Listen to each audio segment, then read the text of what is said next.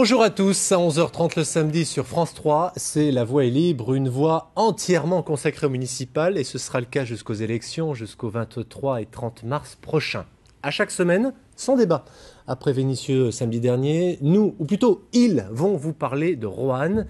Ils, ce sont mes deux invités, deux têtes de liste pour un fauteuil. Bonjour Sarah Brousset. Bonjour. Vous représentez le Front National, vous dirigez un commerce de vêtements dans le centre de Roanne.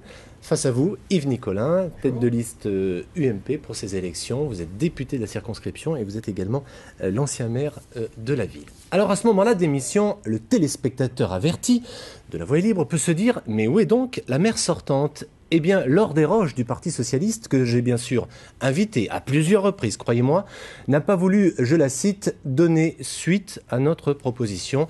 En clair, elle ne souhaitait pas débattre dans La Voix est libre. Nous le déplorons, bien évidemment. Madame, monsieur, un bref commentaire sur cette absence.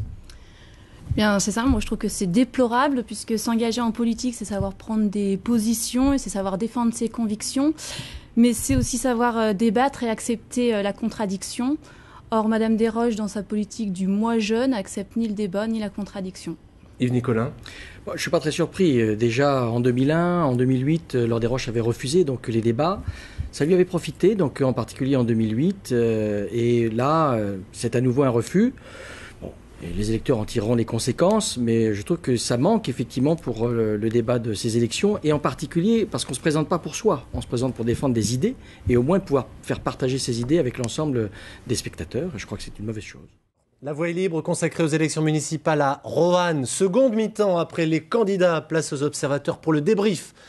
Paul Satis qui nous rejoint, qui rejoint son plateau France 3 Rhône-Alpes, bien sûr. Max Chapuis du quotidien Le Progrès. Bonjour. Bonjour, édition de Roanne. Et puis en duplex de France 3 Loire, Julien Corbière. Bonjour Julien, rédacteur en chef de France Bleu Saint-Étienne. Merci à vous d'être là. D'abord, une petite réaction, s'il vous plaît, sur l'absence dans ce débat de la maire sortante Laure Desroches. Paul, peut-être ? On est face à des élus qui confondent tout, qui confondent le débat démocratique avec la communication politique.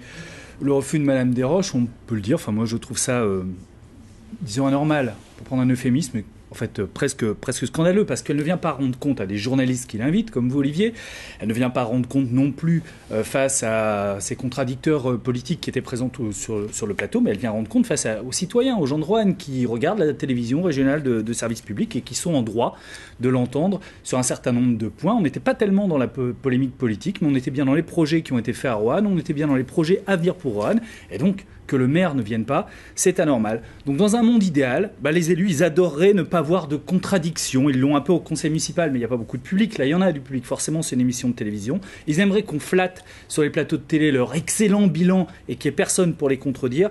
Ils aimeraient, comme Gérard Collomb, qui n'est pas venu à La Voix libre, qu'on avait fait le 14 janvier dernier, qu'on respecte leur plan de communication politique qui a été établi par des stratèges et qui correspond à des entrées en campagne bien précises pour des raisons un peu obscures. Voilà, c'est ça qu'ils aimeraient dans un monde idéal. Et ce monde idéal, c'est pas celui des journalistes. Max Chapuis.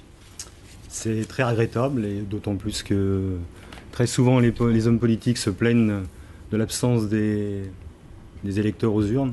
Forcément, ça ne doit pas les inciter à s'y rendre. Julien Corbière à Saint-Étienne, vous avez réussi à monter un débat sur Roanne ? Alors, je suis raisonnablement optimiste. Je vais rester très prudent parce que j'ai bien compris qu'à Roanne, il pouvait y avoir quelques rebondissements d'un côté comme de l'autre.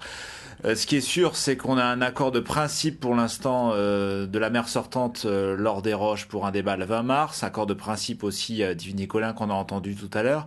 Moi, je voudrais rebondir sur ce qui a été dit. Je rejoins complètement Paul sur le fait qu'on a finalement pas le droit de refuser ces débats.